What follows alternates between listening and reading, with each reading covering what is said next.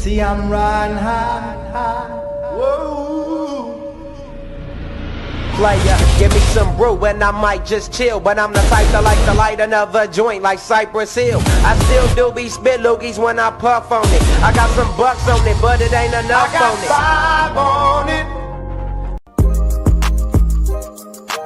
it. Are you a business owner or someone looking for more ways and avenues to advertise and promote? Look no further. Contact us today for an advertisement. Email PD&J Media Productions LLC at gmail.com for more info. Promotions are everything. What are you waiting for?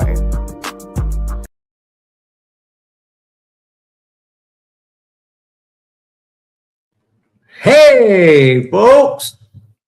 How you doing? Oh, shit. I guess we're in the same room at the same time instead of... It's not AI? Is it AI? Could be. Could it? I don't know. Hey, folks, brand new week, brand new Wednesday. So you already know what that means. Brand new episode of PD&J was good today, and I am in the building. It's your boy, Jay. Are you really in the building? I'm in the building. You sure, right? Pretty sure. I mean, it could be AI. Nah. AIEIO. I thought that was EIEIO. Oh. See, it could be AI. What's good, man? It is another wonderful week. You know, as y'all saw, we started to play the promo from one of the most dynamic evenings that has hit this year so far. Thank you. How do I know? Because I was there. Thank you. I appreciate that. It was. Oh, and Jay was there too. So, yeah. What?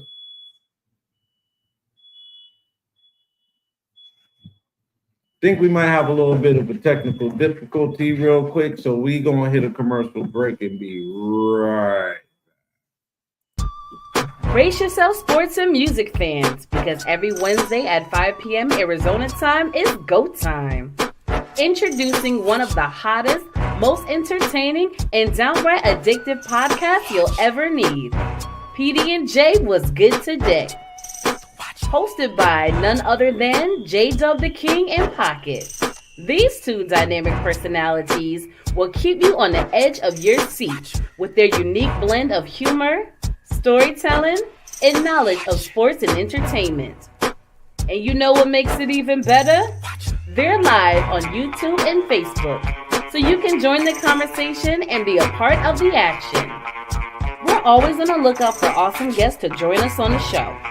So if you think you've got what it takes to hang out with J-Dub the King and Pocket, then slide into our inbox at J-Dub the King.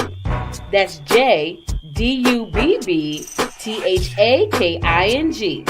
And let's make some magic together. So what are you waiting for? You don't want to miss a single episode. See you on Wednesday.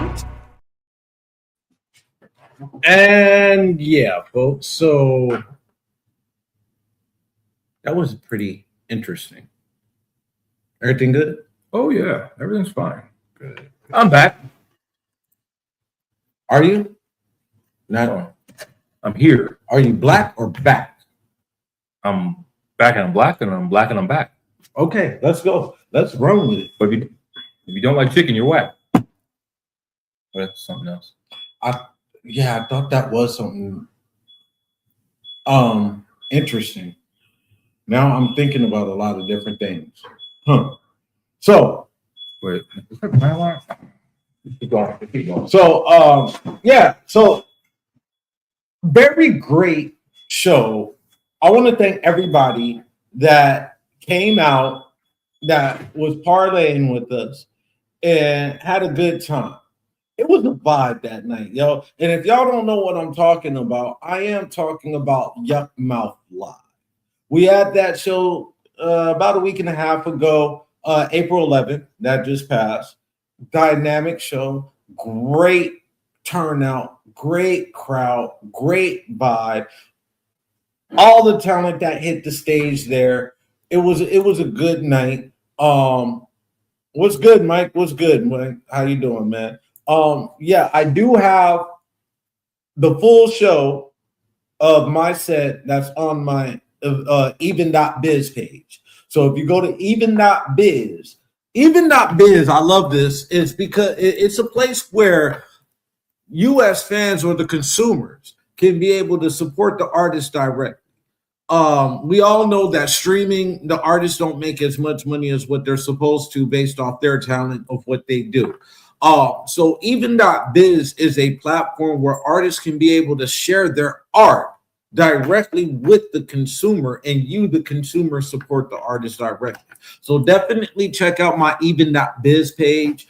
You find exclusive content, early drops, early releases. So check it out, support everybody that came out. Salute to Yuck, man. You killed it. You did your thing. It was nice being able to see you and kick it with you once again, you know what I mean, and dropping them gems and them wisdoms and everything else like that. I do have a highlight reel I'm going to be getting to y'all here shortly. But yeah, it was a great night. Shout out to Kies. She did her thing.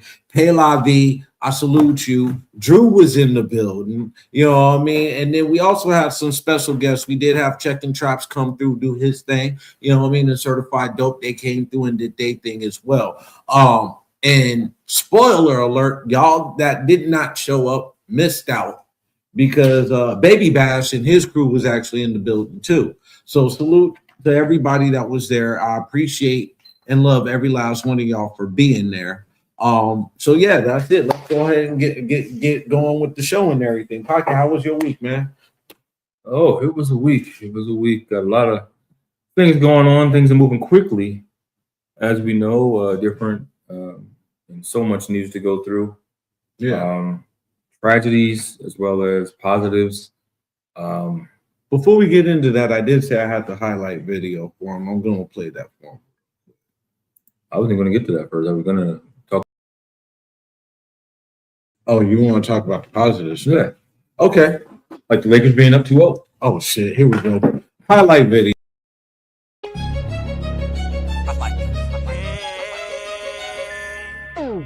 Step on the scene and you know it's royalty. Gold chain shining bright, that's my policy. Every move I make, yeah, I see the face. Crown so heavy, but I got the grace. Palace doors open, now it's time to fly. No more dream chasing, now we touching skies. Diamonds dripping hard, in the morning dew. Only real news, rolling with my royal crew. Try to take me down, but you never win. You about to sin, wanna fool with me? I'ma take what's mine. King status, yeah, that's by design. I've been humble all this time, and I let them dim my shine. I'ma say what's on my mind, now I think it's time. So I came for the top, taking the crown. That is not for me to shut it down. Got everything I wanted to thus far, so there's no question I'm a king. The man, the myth, the legend. Came too far not to feel this way. It was a great night. That was a great night. That was just a highlight. Like I said, check out my even.biz page for the full for yeah, everything. Yeah, I even hit the stage with Yuck. That was a great moment. Yeah, definitely. Would you say that was your highlight of the night? Me hitting the stage with Yuck. Yeah. You have to think that hard for it? I did, because I had there was a couple of moments that stick out to me about that night, right? And me performing with Yuck is literally up there. But there was a couple of things like off stage that happened that stand out to me, like certain conversations me and him had. You know what I mean? Yes, but yeah, I would say that right there is up there. Me performing with him, I would say yeah, it would definitely, yeah. Oh, Mike, long time no see. Look like you in time for the draft. Yeah. Okay. I'm gonna leave it be. Maybe not. I'm tired of these mock drafts. Like literally in the past 10 hours, I've seen 8 different mock How about drafts. the one I sent you that had you drafting Carson Beck third? I would take that because I saw one where we were supposed to get Jeremiah Love. That is a blown pick. If you draft Carson back. Yeah, third, yeah. that is a blown It really is. kick. I want Jeremiah Love. I saw a mock draft where we were supposed to get Jeremiah Love third. I was like, that would be interesting. I think that would help. That would alleviate the fact of the But we need a quarterback though.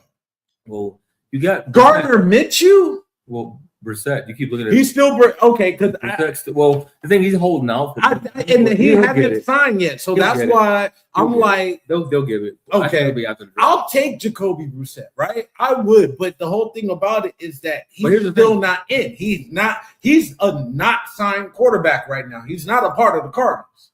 But here's the thing: I thought he just wanted a pay raise. He was signed, so he wants a pay raise. I thought he did a 2 year. He only did a 1 year. I could have swore he did a 1 year. If that was the case, he could have signed somewhere else by now. But my whole thing is, it wouldn't be bad with Gardner Minshew, I wouldn't think, because the thing is, if you bring in a back like Jeremiah Love, that alleviates Minshew having to carry everything. That's what he can't do. He can be good in moments.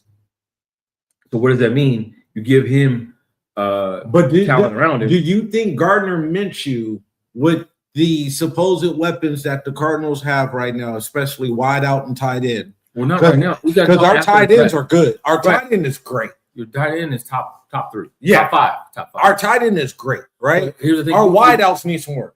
Well, here's the thing.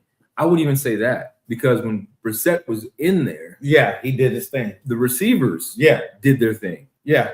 One of them kept dropping the ball. We ain't gonna mention no names right now. Well, Harrison was out. Remember, he was out. Yeah, he was out. He was out. Yeah. But I can't think of his name. Michael Wilson and Wilson kept dropping balls. And was it Wilson? No, it was the other one. Because Wilson actually had a strong season. Who was our second wide out?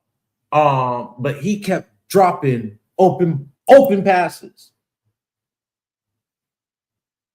But this draft is going to be interesting. I'm finding out right now. This draft is going to be interesting. Wilson. It was Mr. Wilson. What was it, Wilson? I thought it was. Wilson. Okay, yeah, it was Wilson. But this draft is going to be interesting because I have a feeling there's going to be some teams that's like in the 13, 14, 15 slot that's going to make moves to trade up to get that 6th, 7th, and 8th draft pick. I don't see that. You don't see that? You don't see Dallas trade Dallas, up? yes. Dallas, yes. But when you talk Dallas about might trade up to get that goddamn 6th pick. The 14th pick is my team, Ravens. I don't. So Dallas got the 12th pick then. Oh, let's look at the draft order. I think Dallas has the 12th pick. Because I can see the Bengals trading up. Bengals got the 15th pick.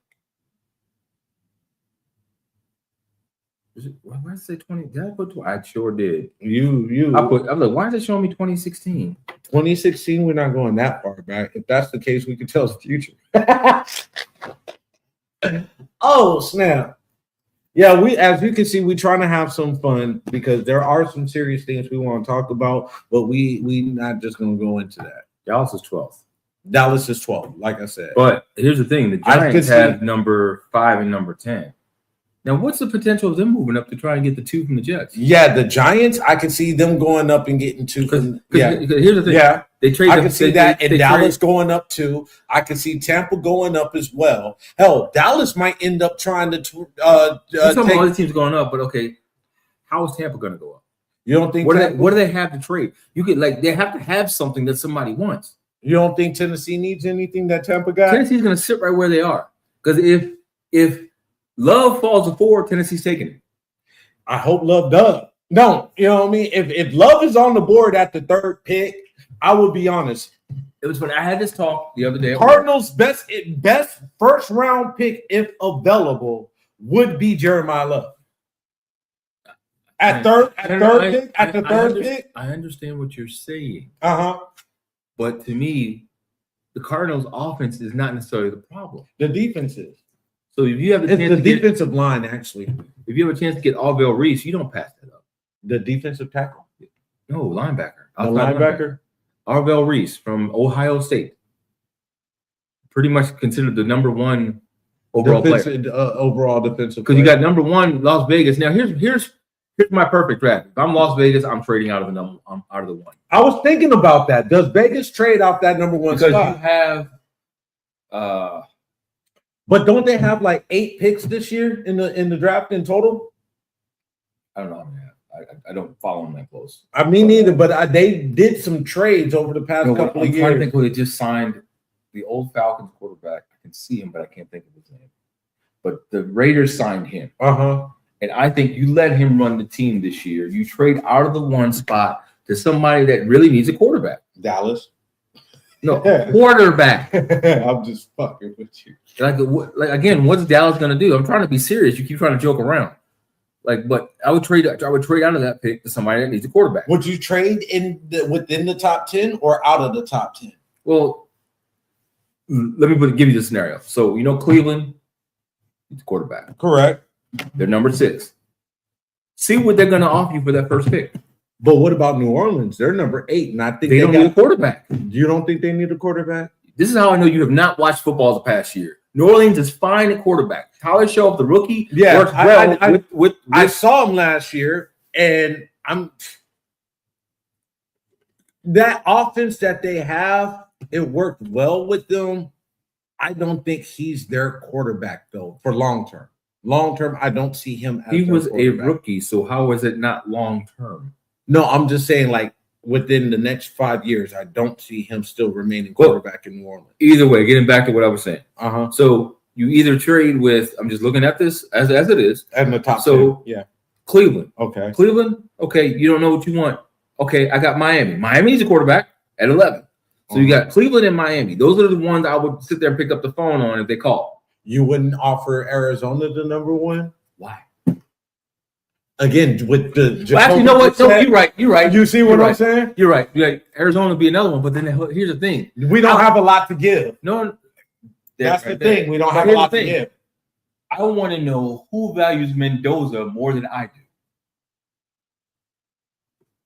do. Yeah, because very good point. Very good point. Next year, the quarterback. That's a valid point.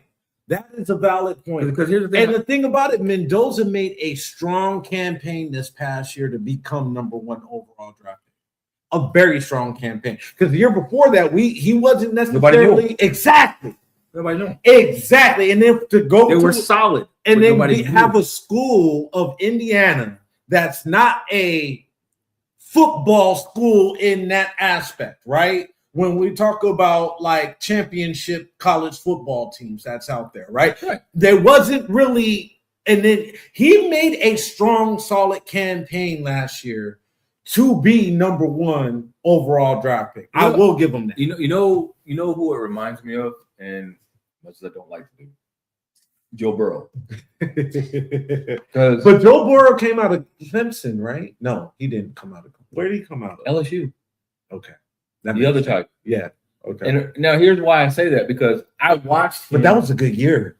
I watched him the year before when they were here in the Orange Bowl. Yeah. Because I took we don't have your brother-in-law. Fiesta Bowl. Or the Fiesta Bowl, sorry. Fiesta Bowl. Orange Bowl.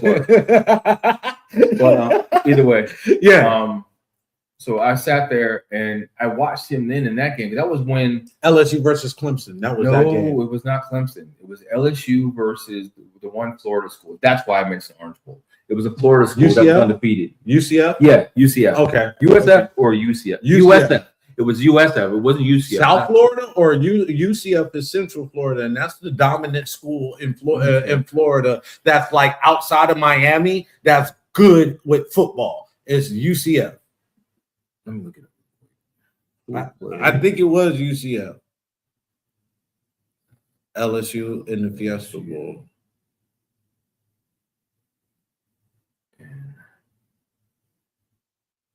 Fiesta.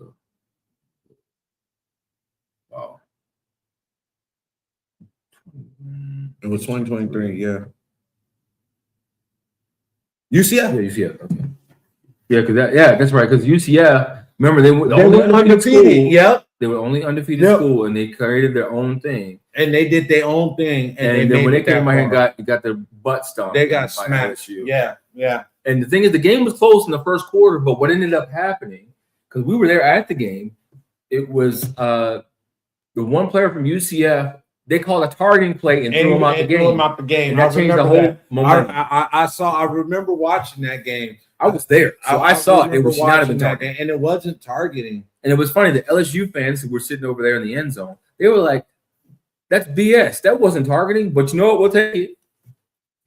And that changed the whole momentum of the game. Yeah, yeah. And that's where I saw Joe Burrow. I'm like, he's okay. Then the next year he set like broke records left and right. But I mean, if you got those receivers, you better break records. True. I mean, that team was stacked. True. That was a strong LSU team. And that's the thing that I remember about like from 2022 to like 2024. The dominance really came from Georgia, Clemson, LSU, and Alabama. Those were the four top teams. But getting back to the topic we were talking about Mendoza. That's what this season reminded me of if I wanted to compare. Not saying he was as great as Joe Burrow was, but I mean, if you take that team that LSU had, Joe Burrow, just all he could do was be a quarterback. I would say it's bigger than Joe Burrow because Joe Burrow came from LSU. Mendoza's coming from Indiana, not a strong football carried team. And he was not wanted. Exactly. So and didn't he want to play for LSU or one of the big? He wanted to be one of the Ohio State or LSU or something, and they just didn't. And they didn't want him, and he shitted on their faces that last year. And not only did he beat OSU once, I believe he beat them twice. Mm-hmm. And what does that mean? It's funny to me how you know what's great about that though? If you look at it. The SEC, they always talk about the dominance of the SEC. Where's that been the past couple of years? The thing that concerns me with Mendoza and his play, I hope he doesn't go into the NFL and end up like a Tua Tagovailoa because of the way that he's been taking those hits. He's bigger than him. Tua's a small guy. I get you. He's a very small guy. And look who his minority owner is. Correct. I give you all of that. However, the NFL is a different beast than college, and we've seen the motherfuckers try to go at Mendoza. Here's you know what I mean. Here's what I want to say the difference.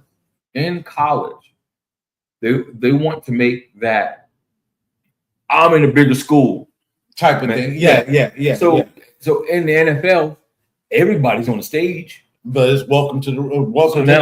Welcome to NFL. Here's the thing is, you're gonna get one good look in. What is his offseason program going to look like? Do you think he's gonna bulk up a little bit? I think he's like 6. What's he? 6'5"? I think he's 6'3" at 220. Let's check it. Let's take a look at I think he's 6'3" at 220. Let's have a look see, as they say. Look, you know what I mean? But it's like him being the type of quarterback he's that 6'5", 236. 236. Okay. So 6'5". So he's going to be able to take a couple hits. What's Tua's height? He's like 6'1". I don't even have to look at that. He's damn, no credit, right? We just not giving that man no credit. I mean, I'll look it up, but he's not that tall. It'll be interesting. This draft will be interesting. He's 6'1". Yes, 6'1". Okay. He's 6'1", 225. So he's 4 inches shorter and only like 10 pounds lighter. Hey, Paige, how you doing?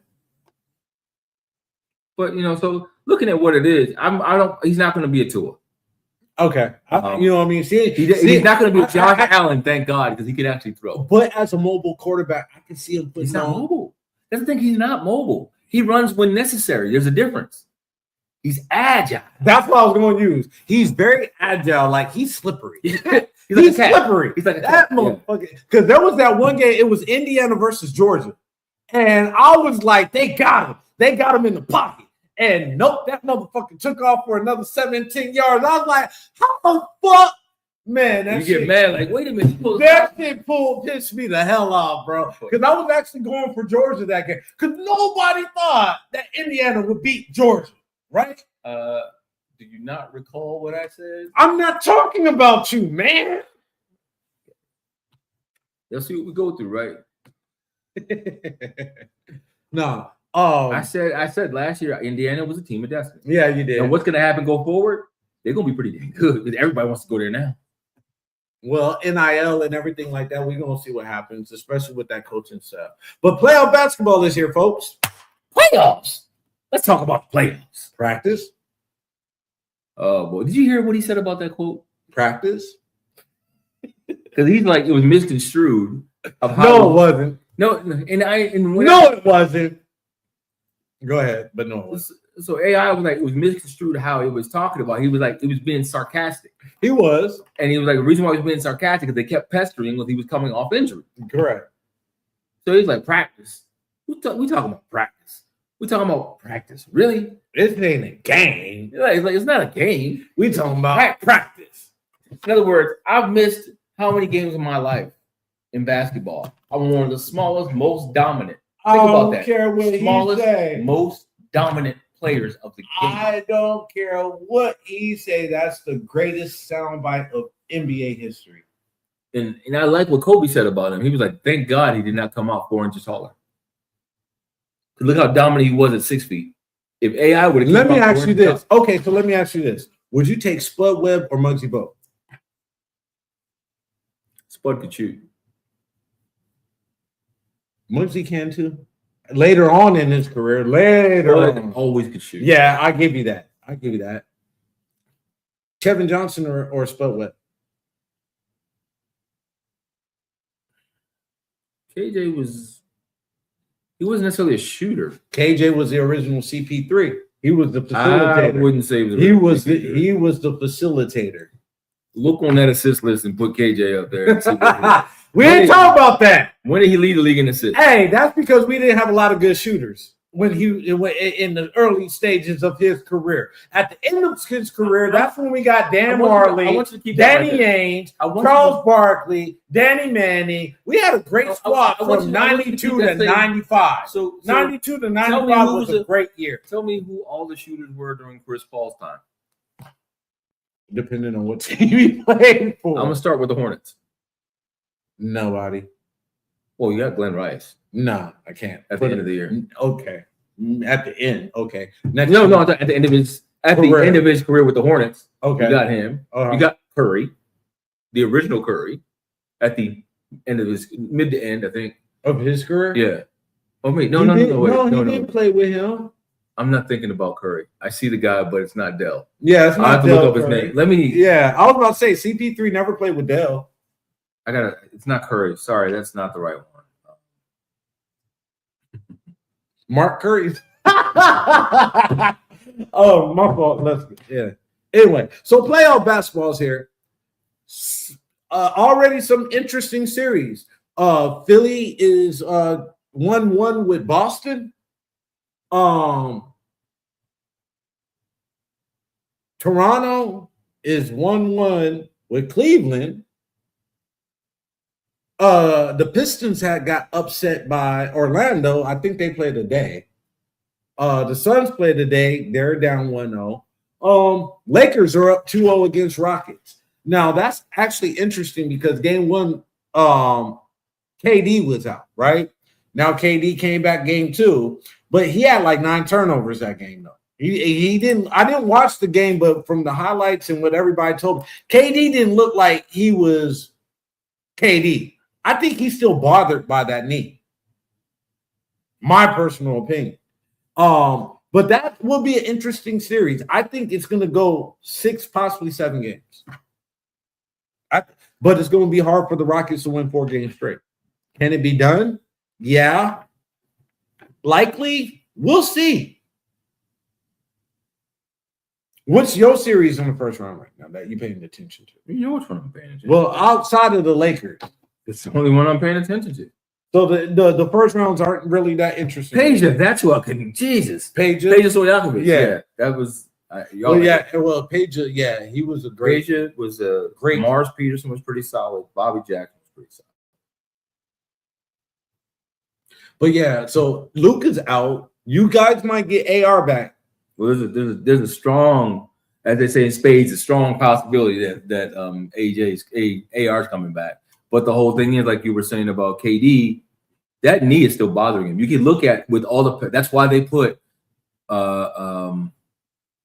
Smart on it, Marcus Smart on it, because he's shorter. So what's KD gonna be worried about? He had to get lower, that knee.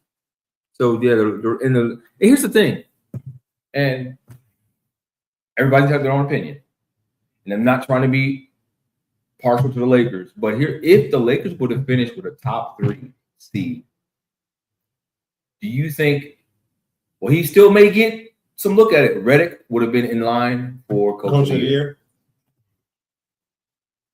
The reason why they went down from 3 to 4 was because the top 2 of the top 3 went down. Yeah. And they had to adjust.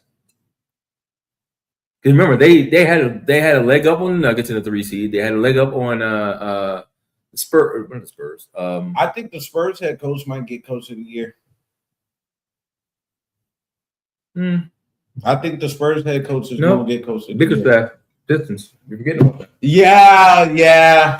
It came out of nowhere. Yeah, They did. They did too. Yeah.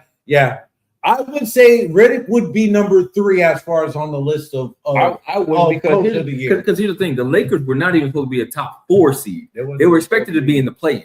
Yeah, they wasn't even supposed. And something switched where LeBron said, "I'm taking the back seat and let the young guys do it, and I'll just be the role player," which I think he's auditioning for his new team, whoever that may be. Although the Lakers wouldn't mind him coming back, but you're not getting max contract being a role player. So. But he is LeBron, so he's gonna get whatever he wants. Maybe not. Depends. I wouldn't go as far as saying that now. So who do you have out the West, and then who do you have out the East? To me, until somebody does something against OKC, you can't bet against them. The only bet you had was San Antonio, and with Wemby out, probably for the rest of the playoffs. I completely agree. I wouldn't say the rest of the playoffs. I would say the rest of the first round. Yeah, but I don't think they can beat Portland without it. So again, the rest of the playoffs. Interesting. That's very interesting. Because looking at what happened last night when he went down, all of a sudden Portland had easy pickings on the inside. Klingin and everybody was because I think everybody was so shocked that we don't got Wemby, so they wasn't able to adjust their game. That mental click didn't. No, it's not even. I think the next game they don't San have Antonio's going to dominate. They do not have another floor stopper like Wemby on that team, and that's what's going to hurt them. That in the offseason, they're going to get somebody like Clint Capella or somebody like that to play that same role, at least for stopping and holding down the middle. They have to get another one. Or think about this, because what Golden State may be doing, they have to get Porzingis. Exactly. Yeah. Porzingis going there as a backup. Yeah, I can see that as long as you stay healthy. Well, he'll be able to stay healthy as a backup. No, that man gets up off the bench and hurts himself. Yeah, he might trip off the chair or something. I mean, come on, man. Let's break his wrist. Let's just be real. But yeah, I completely agree with everything that you said about that, because I was looking at that myself. I'm like, look, and the West Coast Conference is literally going to come down to OKC and San Antonio. And I hate saying that because I am a Suns fan, so I don't like San Antonio at all. I don't. Let's just be clear on it. But this year, Wemby, I've never seen a big man 7'5" handle the rock like that and pass accurately and spread the floor, shoot the three, and dominate in the post the way that this dude is. Like, wow. Here's the thing. People always want to talk about, Jordan and LeBron. Wemby is that dude. Wemby, Curry. And Wemby is that dude. But you have to go back. The original big man that could pop, pass, and shoot. Well, Magic Johnson. Well, could not pass for nothing. Why did he score 100 I was going to say Kareem, though, but honestly, I was going to say Kareem at first. Yeah. You said Magic, though. Exactly. As far as a big man. Because remember, he played all 5 positions. What can we do? He can play all 5 positions. He's blocking shots on the three-point line. Well, Magic had no choice that one game to play. Well, the one finals, he had to play all 5 positions. Yeah. Because Kareem went down. Exactly. That's what I'm saying. He had no choice. And he dominated. That was his rookie year. He dominated. Yeah, no choice. But a lot of people, the NBA that time of year, they wasn't that big like that. You have very few big men. Because Magic, you got to remember, 6'9", playing all 5 positions. I thought he was 6'7". 6'9". He's one of the tallest point guards ever. 6'9". But yeah, so that's like what they tried to do with Cooper Flag in Dallas. Put him at point guard. Like, Jason Kidd, what are you doing? Like, that experiment went, 4 games? He's like, not even 4 games, yeah. So that's the playoffs. Who you got coming out the East? You didn't say that. I didn't. The East, kind of hard. It really is. Because it really is. It really is really difficult. I don't care who comes out the East, because it's still going to be either OKC going to run it back again this year, or somehow San Antonio going to find a way to get out this first round and they going to win. If they can get past Portland, They're gonna win it. I don't think I think what everybody's eyes are going to watch is going to be the highest ratings ever is OKC and San Antonio. Yeah, of course. We want to see that. Of course. I would like to make that a 7-game series. Let that shit go all 7 games, right? Automatically. Like, yes. But who would you give the edge to? I would give it to San Antonio. I would. And I hate saying that again. Here's why I wouldn't, because Oklahoma City is battle tested. And they're deep. And they're still deep. I don't talk about the deepness because San Antonio beat them how many times this year? We talked about this. 3 4 times. 4, yeah. 4 or 5 games. They beat them, right? Yeah. In the regular season. Yeah. That don't mean anything. Playoffs is different.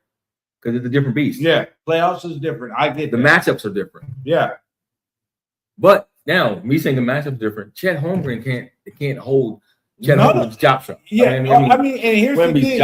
And the thing about it, not even Holmgren, Chet. What's his name? Holmgren. The other dude, Hartenstein. He can't do shit with motherfucking Wemby either. Nobody can. I mean, so it's like, what do you do? That's why I'm like, when I look at matchup wise, because if Wemby is on the court, and let's say Wemby is facilitating.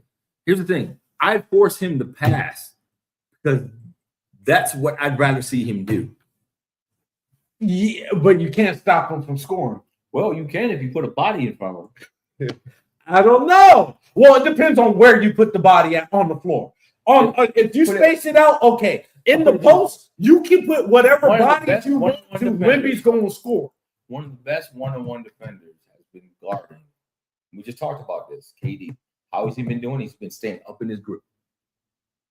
So, but Wemby is so tall and long. But that's not. And if he's in the post, you're not going to stop him from scoring. That's the whole thing. You don't let him get to the post. You can stop him from getting in the post. Okay. You run several defensive picks. They're not illegal. The ones that they're doing, they're totally legal. Where they fuck out of here, those Northern. It's just like the football pick play, where the screen play. I hate that shit. I hate that. Where they screen off the receiver. I'll be like, that's a defensive elite. And they be all like, nope, it's good. And then they want to call. I'm like, are you fucking serious? And I'm really getting tired of that goddamn official. The one that kicked Devin Booker and CP3's nemesis. Oh, yeah. Yeah, he kicked out Devin Booker and Draymond Green at the end of the game over. So, like, come on, man. Was that really necessary? No, but I had the power to do it. That's why you're not coaching right now? I hate him. Oh, wait, no, he is. He is. Yeah, I think he's on the East Coast. He's coaching. Yeah, you're right. The East Coast, because he's coaching, refereeing the goddamn Toronto-Cleveland game. And Mitchell got something to say about that shit. Actually, you know what? Now that we didn't even answer that question, the East. I can honestly, Cleveland's gelling together, but I hate to say this, we know Harden's going to disappear somewhere. Yeah. We know It's guaranteed. I don't know what it is about playoff Harden. It's the kryptonite playoffs. Maybe they should just tell him, hey, it's the regular season. Here's my thing with the East. I want to say Detroit's going to be in the East. They don't have. Here's the thing: Detroit may barely make it out of the first round, right? Yeah. Now, after saying that, they don't really have anybody tested. Tobias Harris really is not really tested. I'll give you that. My thing about it is that the coaching staff, there's really nobody. Theoretically, in my opinion, we're having the East Coast Finals right now in the first round between Boston and Philly. No, Philly did not have a great year. I wouldn't say. I not really either. I think the winner. I think Boston, if they win, they'll end up playing New York if they win. That'll be your East Coast final. Okay, I'll give you that one. I forgot about. I did forget about that series. But that's a great series too. New York and Atlanta. That's a good ass series too. They're 1-1 right now. They're 1-1. Atlanta came back from 19 and won by 1. That's because New York got lackadaisical. They did. So that like the East, it's a coin toss, really. Well, the East is like. Honestly, it's like when you're looking at it, you're like, okay, well, who's going to lose to OKC. Exactly. Or San Antonio. That part. Who's going to lose to one of those teams? The West is going to win the finals this year. We can agree to that, right? All right. Yeah. All right. Moving on. Something serious, right? No, just play the video. I don't have it. Oh, I thought you did. No. Well, y'all going to know what we're talking about. I have to take a moment because I don't have any words. I'm trying to put it together. Well, I don't want to waste your time. So, yeah, I'm quite sure everyone knows what happened in Shreveport.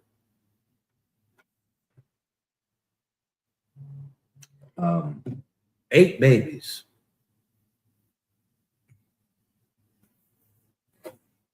Eight babies.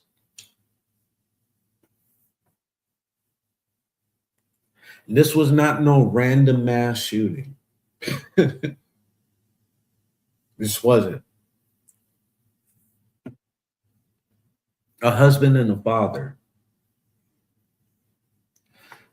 decided. Actually, I'm going to read this.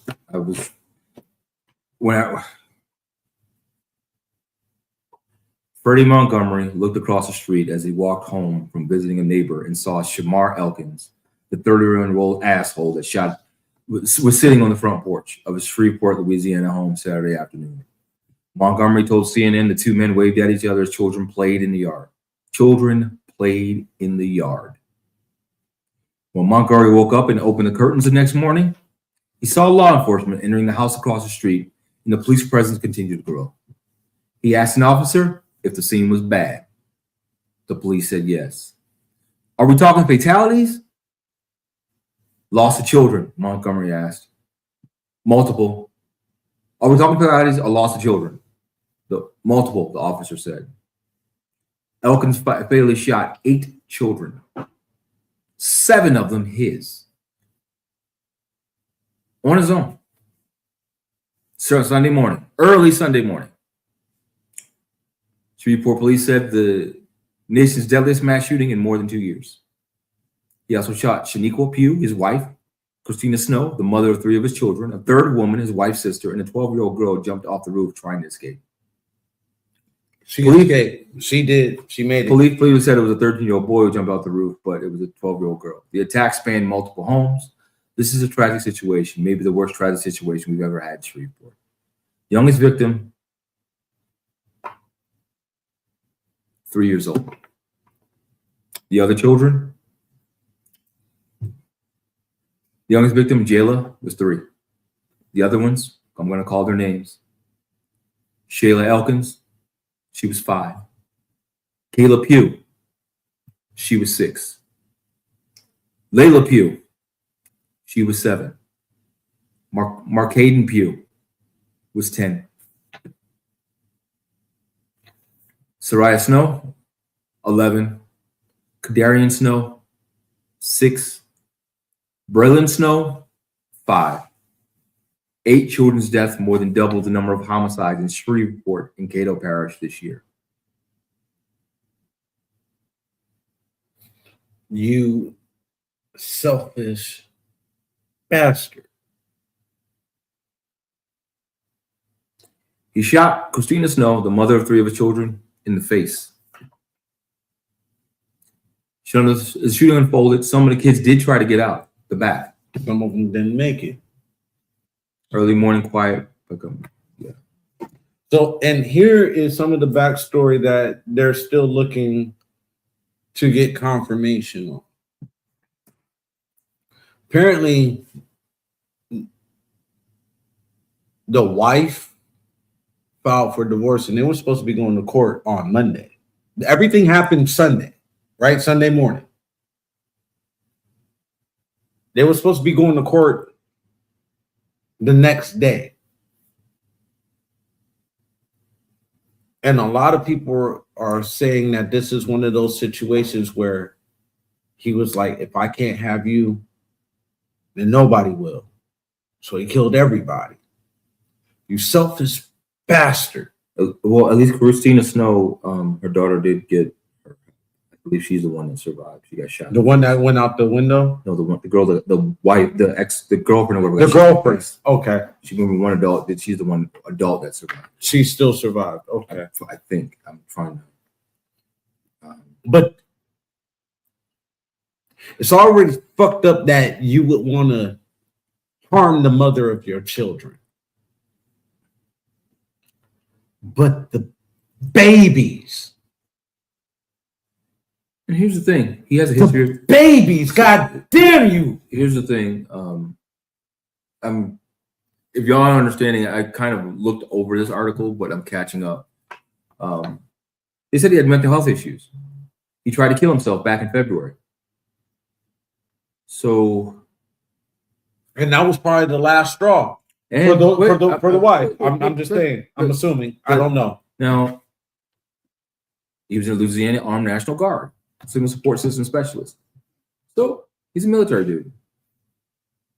So you mean to tell me at no point in time there was no type of intervention? None.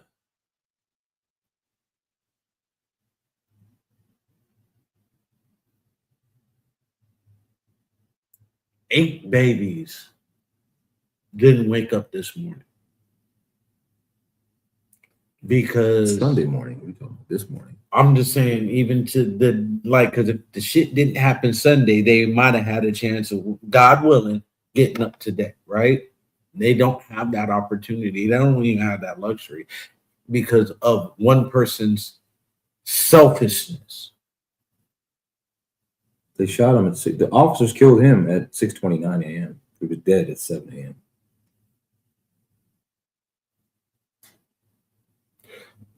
But is that still closure?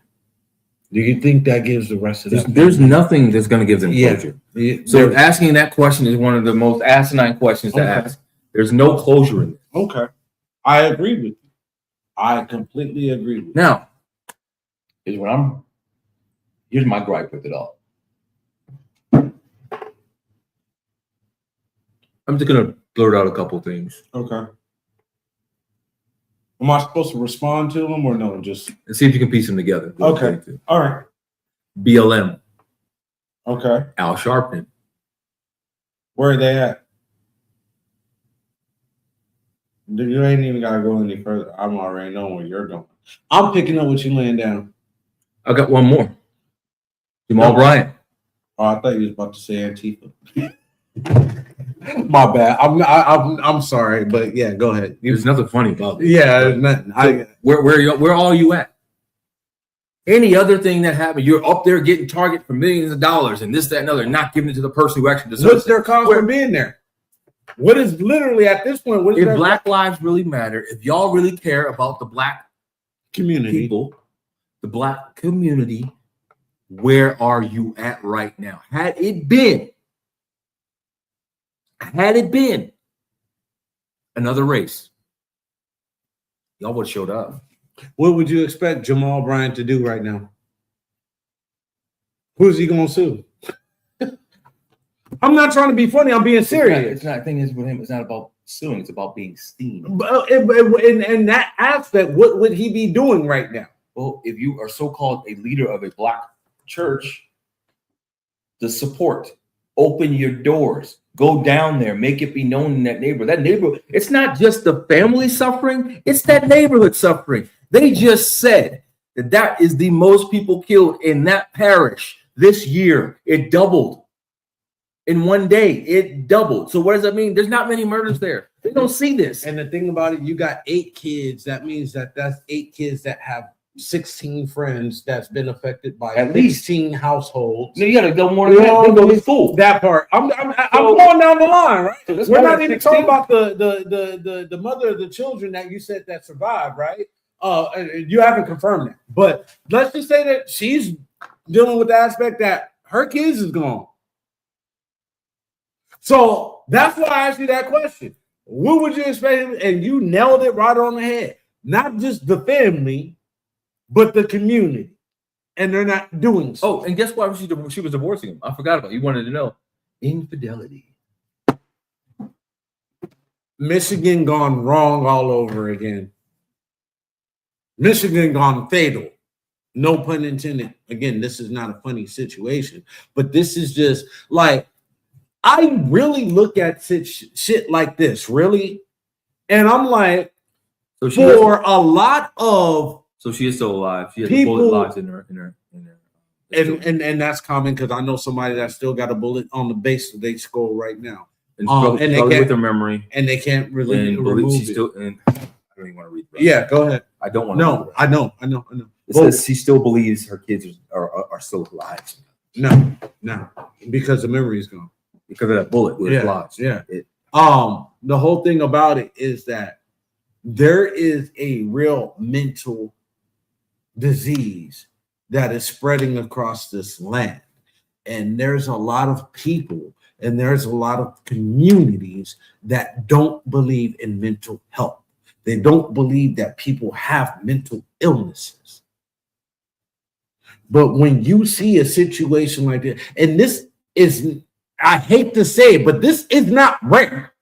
We see shit like this on the news all the time, whether it's local or national. I was just telling you about the situation that happened a couple of years ago in my neighborhood where a father had killed two of his boys because of a divorce situation again, right? Like, what's going on? There is a mental defect. And until y'all recognize that it exists, there will never be a solution to it. Got a comment. Remember the man that killed his family in Bakersfield? It was a black family. What I'm saying? Yep. It's the same thing. It's the same thing. Now, I want to say this on the aspect of, I think his family's watching. Bishop Thompson Jr., I commend you. You stepped up. Even the little comment as saying, I stand with Shreveport, saying stuff like that. He prays constantly. I think I shared, I don't know if I've shared it with you, him praying on Wednesdays and things like that. Facts. It's across the whole world. And I'm glad you said that because it's not just a U.S. thing. What was it a couple of weeks ago? I think it was in France. Yeah, France. Yeah. Same thing. And what's point? Here's what I say about that. It was a family of 6 at that time. Here's what I say about that. Everyone talks about the gun violence here because the gun violence in all the other countries, they regulate what's released. Correct. Keep that in mind. But a lot of countries don't. Well, outside of France and Greece and like the main countries in Europe and shit like that, there are some countries that really have a zero tolerance on guns. You can have a zero tolerance. You know what I mean? They're still in the country. Don't matter. Of course, that's everywhere. That's everywhere. That's everywhere. You gotta have a plan. But laws are different, right? Right. So the more stringent. Yeah. So that's why I tell people when you travel, I don't care if you travel commercial, I don't care if you travel private, man, beware of where you traveling to. Don't be that tourist. Ooh, this is mighty not. Hey, where'd my wallet go? But where's my purse? Well, I hope you didn't have your passport on you. I know somebody that happened to. I know people that happen. It happens to people all the time. I know. It's just it happens all the time. Don't be so naive being an American. They know you're American, so don't be stupid. Anyway, folks, our hearts, and I think I speak for Pocket when I say this as well. Sincerely, our hearts, our mind, our thoughts, and our prayers are with that parish, that whole community, and that family. It's a tragic thing that happened. It shouldn't have happened. And the thing about it, if there was really warning signs from the outside to see, I really wish that the outside would have done something. With vets, they don't want ever to the veteran. Correct. And even within the own household. Try to get this again. With how the military is, they do not want to acknowledge. Keep everything in house. No, not even that. They don't want to acknowledge any mental issues. Once they start doing that, that opens a Pandora's box where they feel like they're not going to get the benefits of what they've already got. No, they don't have to pay out more than what they want to pay. Correct. That's true too. That's true too. And the reason being is not because of the military being stringent. It's your politicians. But it's also this too. Within the military family, you have grew up in the military family, so you understand the same when I say this. What happens in these 4 walls, what stays in these 4 walls. So it's not even the family that I would say that I wish that could have reached out for help. It's that neighborhood and that community that maybe if they saw something wrong that really would have got them, maybe they could have reached out and this wouldn't have been a tragic situation. Shoulda, coulda, woulda. We're where we're at right now, right? It's already happened. Yeah. Here's the thing that I want people to understand. The reason why I read that article. It said a neighbor saw him the kids were playing. Just a few hours. He just acknowledged him. He said, "Hey, how you doing, neighbor?" "Oh, I'm doing." I'm just saying that's not what was said. Yeah. But they acknowledge each other. Correct. The kids were playing in the yard. Correct. So what that man thinking at that point? Everything good. Everything good. Not knowing what's going on. But see, that's why I make it a point. You and I, we do make it a point. We don't do it every month. We don't do it so often, but occasionally we sit together and we do what? We put together a guys' night where we might go out or we might just meet up at somebody's house if there's a fight going on or whatever it is, right? But we use that opportunity to tap in and check in with each other just for the simple fact we got to stay on that even keel. But the whole thing is, I want people to understand that's not just what you guys do that once a month or once every now and then. You got to check in every day. We have a chat. Yeah, well, we do. have a group chat. Yeah, we sit there constantly keeping check with each other. Then when one of us doesn't respond for a while, we'll sit there like, "Hey, you heard from so and so? No, you heard from so and so. Well, I'm gonna call him." That's what needs to happen more. The whole notion of when you say you're your brother's keeper, there's a responsibility that comes with that. You don't just keep them on when you see each other. You just don't keep them once a month. You keep them on a constant. You keep them in prayer. You keep them on your mind, on your heart. I'm gonna say this: pray for each other. I ain't gonna lie. There'll be some times they don't hear from me from a couple of days, and it's not by intent. It's just that, you know, some days are busier than others, or maybe I just need a day where I just need a day, right? But I guarantee you, if it goes a week and ain't nobody here from me, there's somebody knocking at my door calling my wife. I'll be like, what the hell? We're not even that. Well, like you've done it. Like, hey, I ain't heard about it. You'll have your wife reach my wife. My wife, hey, Jason trying to reach you. Was like, oh yeah, I'll get back to him. Then that'll make your wife check on you. Like, well, what's going on? Oh, I'm just, thinking about some things. Just try to mental breaks. We all have mental lapses. We all have. But there's so many outlets that men have now that need to be taken advantage of. One thing I will say about this, and we do this to prevent situations like this. Why? Because as men with families, do we have that crazy bug out moment sometimes? Yes. Do we actually do it? Or even going beyond that, like the one episode we had was F them kids. Yeah. Right? All because, and then when people were upset. They got mad. They was all in my DM. But then once I said, did you watch the show to see what it's about? Or did you just look at the title and just like, oh no, I would never say that. Yeah, you just looked at the title. You didn't watch the show. Sometimes you don't just, like if you get a book, you hear about a book, do you just read the cover? No, you kind of read the cliff notes too, don't you? And sometimes you might read a couple pages here and there. See if you might be interested. I still say, fuck them kids. I'm sorry. Yeah, my bad. I kind of went off topic. But, men, a real man shows his feelings. I will say that. A real man, and it could be extreme one way, but again, the other. Mental disease is a motherfucker. So sometimes it's kind of hard. But here's the thing with mental disease. Legitimate mental disease. Let's be real. Because some people try to, oh, I'm not right in the head. But really, you just a dumb, stupid, nutty motherfucker. But there are some cases where there are some people that have legit mental diseases and don't know how to confront it or deal with it. The thing about a disease, there's always a cure. Correct.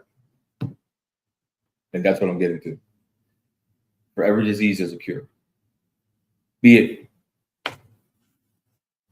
as Paige said, going to church, praying with each other, hanging with each other. Sometimes you do need a break from your spouse and your kids.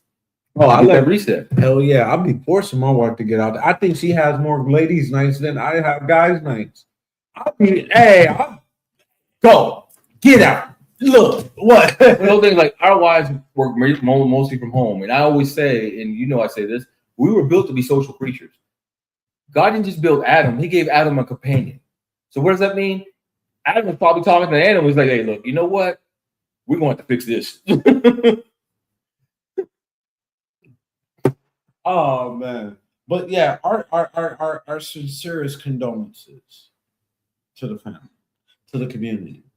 I hope y'all can be able to build enough There's- strength There's to come nothing together. There's no way to come back from this, but there's always unfortunately, a starting point. Yeah. You can't relive the what ifs. And I'm quite sure that one neighbor is like, well, if I had seen something that you can't do that. Yeah, You yeah. cannot do that. I know he's feeling bad right now. You can't do that. I know he's going through that whole guilt phase right now, the shoulda, coulda, wouldas, and he's probably thinking back from months ago, like, well, he was acting a little. You see how people be doing that? You know what I mean? Don't go down that rabbit hole. You can't change what happened. You can't change the outcome. Embrace the fact that it happened, and embrace the fact to change that it will not happen again. And maybe them babies is better off as angels in the next life than what Looking over other siblings or other relatives. You know what I mean? Only thing we can say is the only thing that happened, which I'm quite sure he didn't want to go to jail, but they would have tore his behind up. Oh, they would have fucked him up. The fact that he's dead. They would have fucked him up. And that's why I asked you, does that give closure or justice to the rest of the family knowing the fact that he's dead? And you said no, not really. So there's no closure and justice when 7 children out of your family are gone. 8. No, one of them wasn't his. Yeah, I get 7 that. of the children are gone. But how many families of those are affected, right? Because the girl had 3 of his kids, so I'm sure he had other baby mamas that's out there, and they ain't got their kids now. You see what I'm saying? Yeah, you need to read the article. But all the baby mamas involved were right there. Yeah. Okay. So it's like with the 7 that are gone, they're all gone too. Okay. They're siblings. Yeah. 8 of them are siblings. Yeah. 7 of them are literally his. Yeah. That I read. Yeah. 7 out the 8 are his, but he had multiple baby mamas. Yeah. You know what I mean? So that's what I'm saying. He's procreating. That part. And God help me. I hope that mental disease is not with any of his other children. It probably that's why I'm like, because my wife was like, how many kids he got? I'm like, he got like 16 kids all in total. You know what I mean? So it's like, yeah, families are literally affected by that. And that's generations are gone, man. That's the thing about it. Generations are gone. Wiped out by one selfish man's split-second moment. One man that with mental health disease that probably never got the help that he needed. Because nobody wanted to. We don't have enough time to keep going down this rabbit hole, y'all. Godspeed. Stay prayed up. If you need help, there's numbers out there. There's people to talk please get a hold of them. If you feel like you can't reach out to a certain close friend or family member, like he said, there are numbers out there for the suicide hotline. If you're somebody that's in an abusive situation and wants to get out, or if you know of somebody that's in an abusive situation, call the abuse hotline. Do not wait any longer, because that moment that you wait longer might be the last moment. That minute you say, "Oh, he only does this when he's drunk. He only does this when he's high. He only does this when he's around you." That's when he does it. Or, and it goes both ways. She only does it when they're around you. So what you need to do is remove yourself from that situation. You have any kids, give them kids out of that situation. The best thing to do, not saying that I am going to say it. The best thing to do when they get out of school or when they go to school, you make a call to that school and say, if so-and-so comes to get the kids, they cannot pick my child up. My child will wait till I get there. And if he shows up, call the police. Guess what schools are supposed to do? Not all of them, because if they're they are supposed to do that. It's not all of them do it, but they are supposed. If a parent calls up there and says, my significant other is not supposed to be up there to see this kid, they don't. If they're exactly, not everybody's doing it, but they're supposed to. That's what I'm talking about. I'm talking about the situation as it's supposed to be. I'm not talking about the what ifs that don't happen. Yeah. So at the end of the day, the schools need to do more as well. But if that happens, and then you make your escape, Because at the end of the day, what the schools try to do is they try to push it off because they don't want to be involved or have any liability or whatever case may be. And the thing about it is, at that point in time, what they consider a domestic disturbance, you know what I mean, they're not going to get themselves involved. So yeah, they're supposed to, but do they? Absolutely not. I don't know where you went out with that. But no, what I'm saying is like you said, a parent will. Can we just leave it at they're supposed to do something? And they don't. Because you keep going down this rabbit hole. Let's just leave it at they're supposed to do something. And if they don't do it, then you take it up with the school board to do what you need to do. But make the arrangements.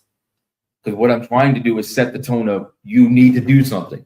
You're putting the tone of, well, if you do this, it's not going to happen. That's not what we need to do. Always have a backup plan. That's what I'm trying to say. So at the end of the day, when you call the school, also call the authorities so that way you have a proper escort. Period. Because even in the domestic disturbance and the police is called and they, I'm just here to get my stuff. Okay, well, make sure you have an escort there. I'm going to double down on what Pocket said, and I'm going to go to the extent of when you call the school, you also call your local law enforcement to have a proper escort so you don't lock down the school because the parent want to act haywire, which I've seen happen. Well, that's going to happen anyways. The school's going to get locked down, even with the authorities there. They're going to lock down the school because they consider it an immediate threat until things get taken. That's why I said when you call the school, tell them to immediately call the police. The person shows up. Yeah, true. And if they don't do it, you've done it. Then the school, you as a parent saying, hey, okay, my child gets out at 2:30, I'll be there at 1:45 or 2:15 or whatever. Can I have a police escort? They will do that. They will definitely do that. And then when the other parent comes on campus, then or school, we call them campuses. Other people got schools. Yeah. But yeah, that's when the lockdown situation happened.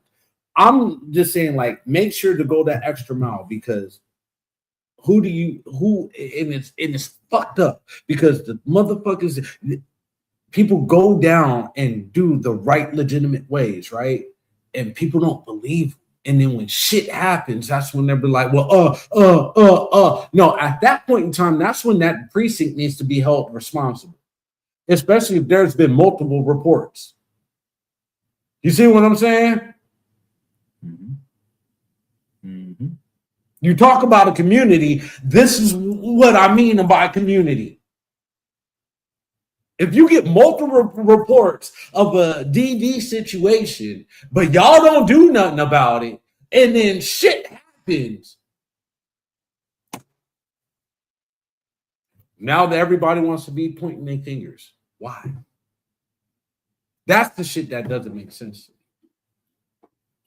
But like Pocket said, love one another, pray for one another, check on everybody.